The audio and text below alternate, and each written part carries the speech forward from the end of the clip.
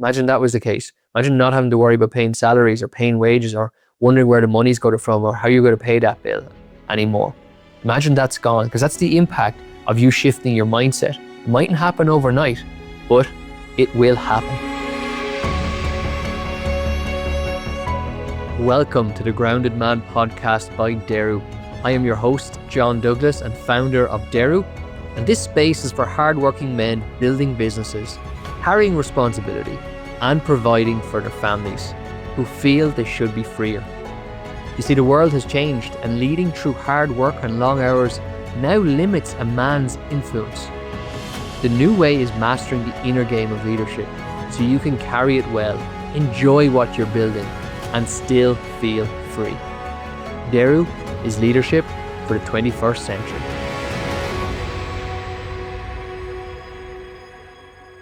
This episode is all about sales, cash flow, money mindset, especially when it comes to businesses.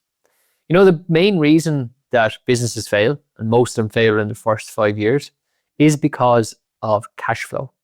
And I want to delve deep because I think cash flow and the problems that associate with it, and I suppose being able to sleep at night and not having financial stress and worry keeping you up, a lot of that actually is symptoms.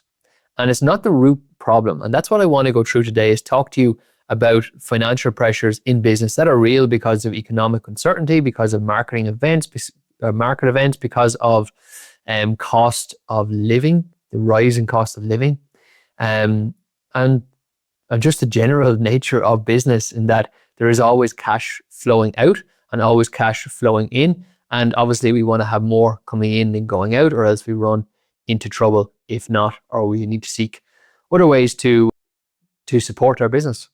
But a lot of the guys that I work with, at somewhere along the way, maybe someone, like, I don't think financial pressure is the main problem with a lot of the guys I work with.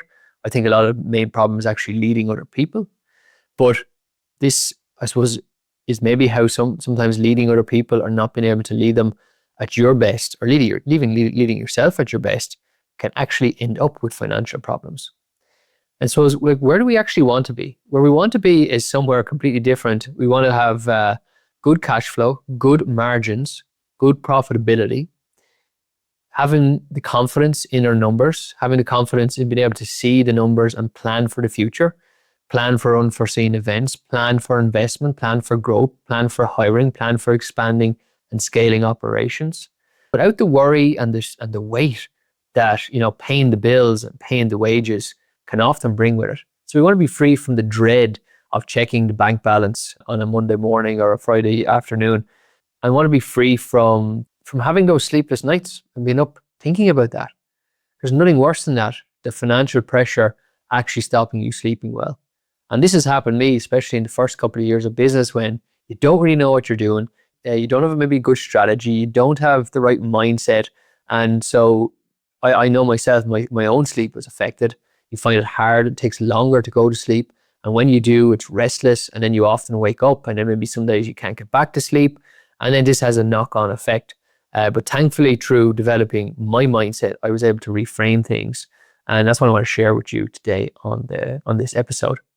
So that's what we want. That's kind of the goal. And what's the gap? What's the gap actually stopping us from getting there? Like, why are we experiencing financial pressure, cash flow issues, and not abundance and prosperity and, you know, peace of mind when it comes to our finances? There's a bit of a gap there. So I want to name that very clearly. And the mindset shift that you need to have, if cash flow, keeping you up at night, money, etc., is causing an issue, is that money is not something to be chased. Money is a byproduct of value created. Because now the game shifts. It's not about chasing the money. It's about creating the value. And when I say creating the value, what is value? Well, value really is what you could classify as wealth beyond money. And value is riches, prosperity, abundance. They're all kind of value. Another way of looking at this, and really entrepreneurial, is value is solving problems. And what does business exist for? It exists for solving problems. So if we exist to solve problems, and that's the value that we create, is the problems that we solve, the more problems that we solve, the more value we create and the more money we make. And so once you start to get that into your mind, that business is about solving problems, and that problems that keep arising, it's not getting frustrated at them, but accepting that they are what makes a business, that releases an awful lot of weight in the first place. Just knowing that value is, the problems we're solving, the value we're creating for other people, the opportunities we're giving other people through what we do. And I'm not just talking about your clients, because you might be thinking I'm talking about who your business serves, but I'm talking to you, and I'm talking about who you serve. And you serve your team, or your staff, you serve your clients also, but you also serve your peers and your network, you serve your industry, you serve friends, family, community. So thinking of it that way, how am I providing more value, is a good place to start. And sometimes we're already providing a lot of value, but maybe we're struggling with actually receiving help. We might be struggling, if we have, only a limited amount of time to work today, we might push on doing more for others rather than actually doing the invoices to actually receive the money back in. Do you ever find yourself, maybe you put that on the long finger and you prioritize doing something like providing maybe more value, maybe value that's not even needed, but you feel maybe that you're not doing enough, so you need to do a bit more. That kind of mentality also. So that's the shift to make.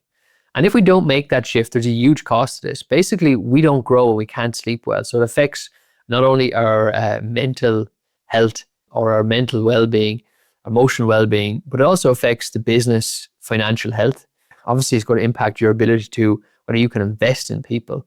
There's nothing worse than doing something you love, seeing the potential and the opportunities there, but maybe not having the confidence in your finances to back it. Maybe you're playing not to lose instead of playing to win.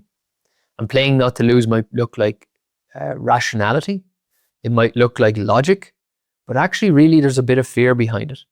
There's a fear of getting big.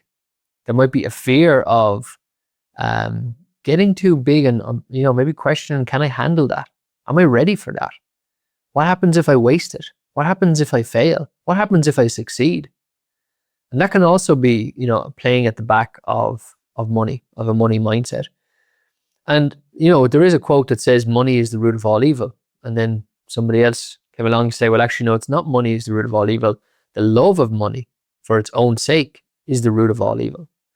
And most of the guys I speak to and the guys I work with, they would classify themselves as not material people, but at the same time, we are spirit and we are matter, we are energy and we are form.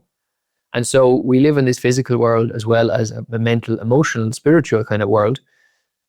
And everything on the outside, we've so evolved as a human race that we have systems set up whereby we can actually swap things of different value through the medium of money. And so money it's a really intelligent thing, and it's a really intelligent tool because we can use it to leverage, to multiply things. And we often say that money is a multiplier. But at the same time, money is, I suppose, the lifeblood of the material world in terms of it's traded so much, it's accepted, its value is accepted and it's traded. So we do need it, okay? And it can do marvelous things. It can do marvelous things, on the inside when we are able to, go away and explore the world with money, whether we're able to go out and spend time with family because we have money to do certain activities and things like that. So it's a very special thing at the same time. So while we don't want to love it for its own sake, we also want to recognize the power that it can bring to your own life. So we have to realize that we are material as well as spiritual, and that money is really core of that.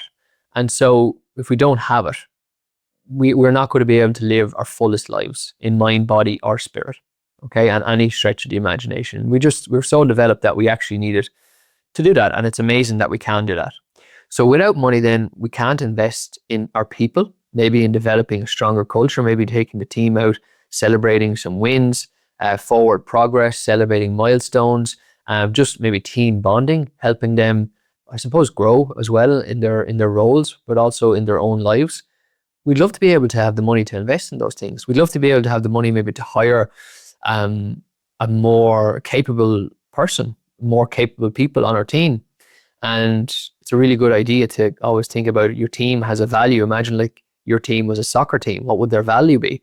And you're going to hire in people, and are they going to increase the overall value of the team or decrease it? And it's, it takes money because We're buying people's time. Now, it takes presence to really buy their buy-in and their ownership, but money is like the entry point into that game. So we need money to do that. We need money to obviously pay for all the things in our personal lives that our family enjoy, a certain standard of living that we've become accustomed to. So without this, we're not going to go very far.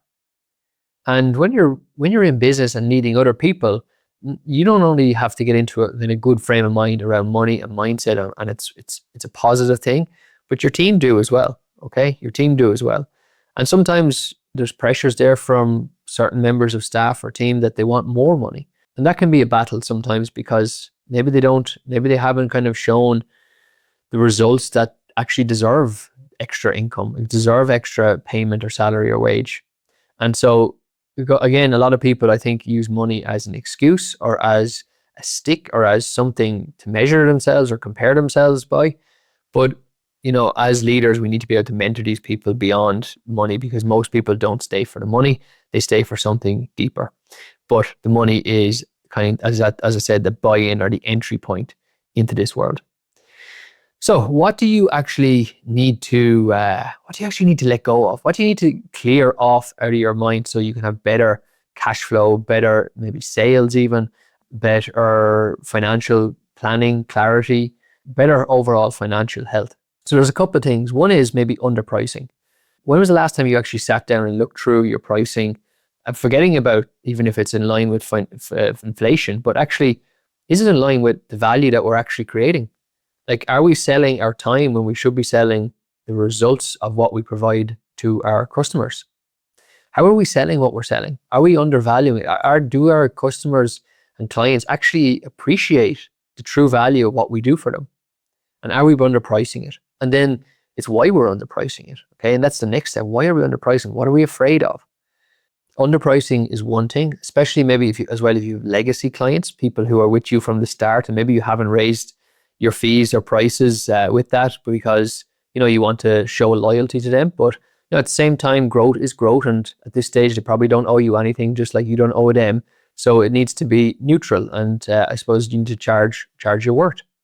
And when we're chasing money, we need to let go of this chasing money, as I mentioned, because that's an identity. That money is something to be chased. It's a belief, and maybe we do that by saying yes to clients and customers that we know are going to give us headaches. We know they don't pay on time.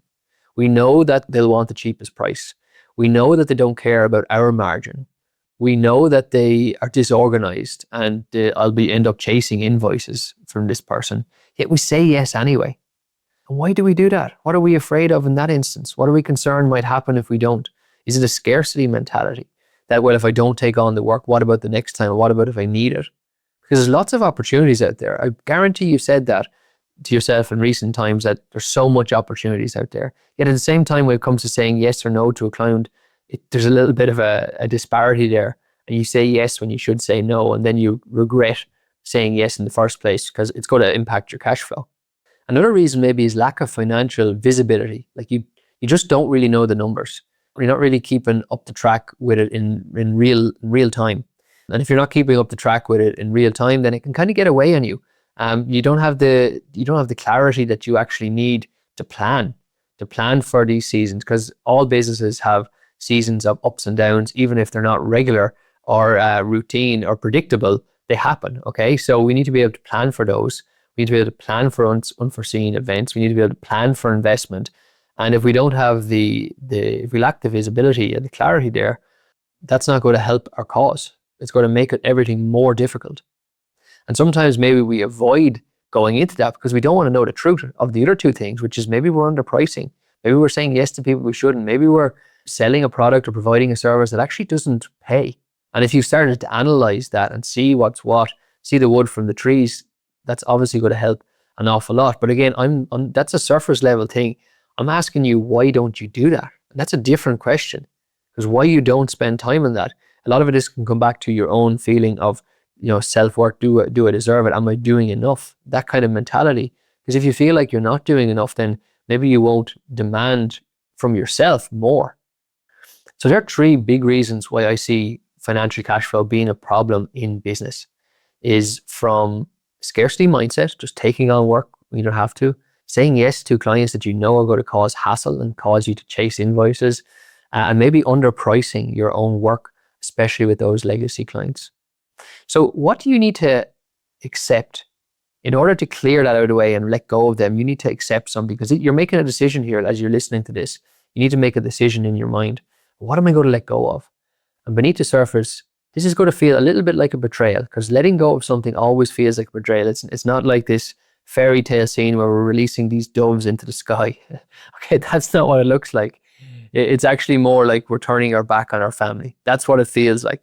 And I'd tell you why it feels like that, because you have an identity. And that identity has helped you survive to where you are today. It's got you to where you are today. And that might have been a scarcity driven identity, the chasing the money identity. And maybe money was on a pedestal, because we often heard things growing up like money doesn't grow on trees. We're not made of money. And that kind of mindset, that kind of self-talk actually puts money on a pedestal, and we put ourselves down below it. So then we feel like, money is the god or the goal to achieve. When actually money, as I said, is just a byproduct of the value that we create. That's a very neutral framing. So then growth is not something to be feared. Bigger numbers are not something to be feared, because we're just understanding that money is a byproduct of value created.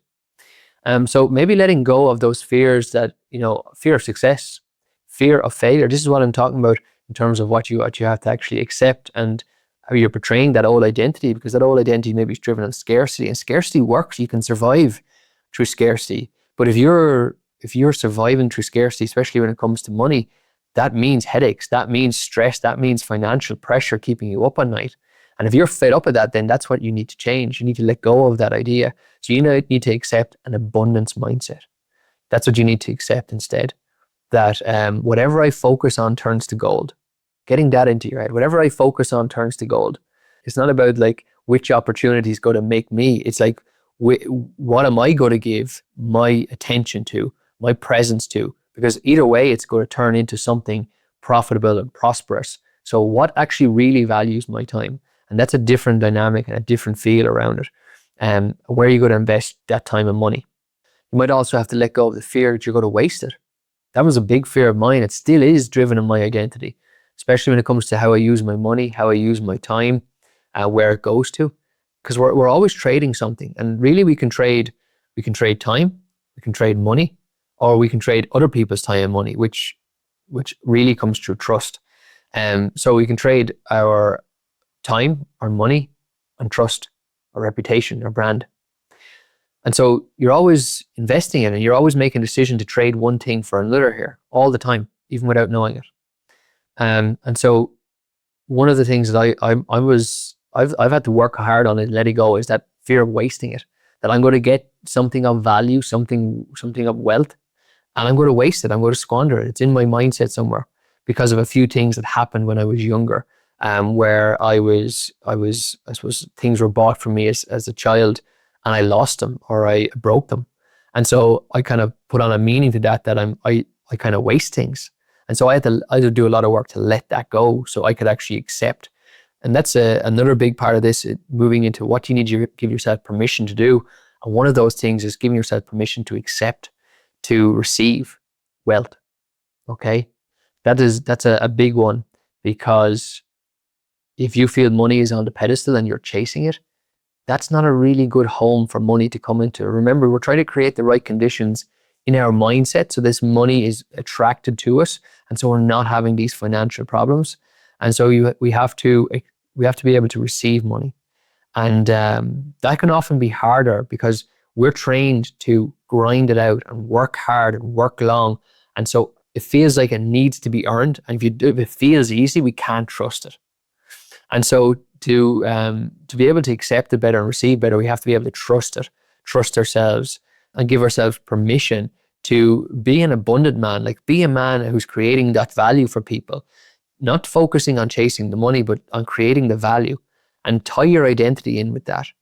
Wallace D. Wattles, in The Science of Getting Rich, he called this, become the advancing man, the man who advances the lives of everyone that he comes into contact with, leaving them with what he calls the impression of increase, that they're better off because of you, not just financially, but even more maybe spiritually, mentally, emotionally, that they're better off because they've come in contact with you. And so therefore you need to become more intentional, that you're not just doing work, but you're actually You let every act be a gift. So you're more intentional about what you do, and you're looking at what I do and how is this actually contributing to somebody else, rather than just getting the work done. How is it actually contributing to somebody? And that's a different frame of mind to think about it.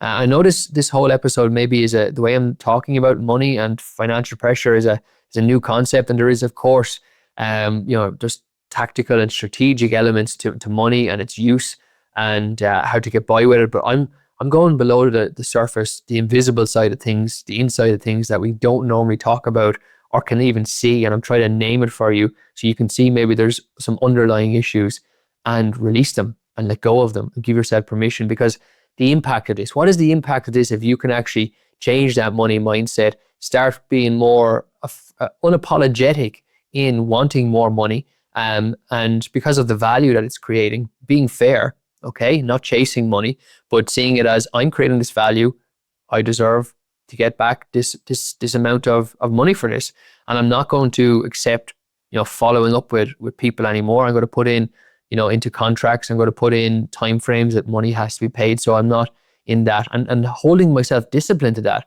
not for anybody else, but maybe for the business, but more importantly for yourself, because it sends a message to yourself that you deserve more. You deserve more abundance in your life, that you don't deserve to be having sleepless nights. You deserve good night's sleeps, going to bed with peace of mind.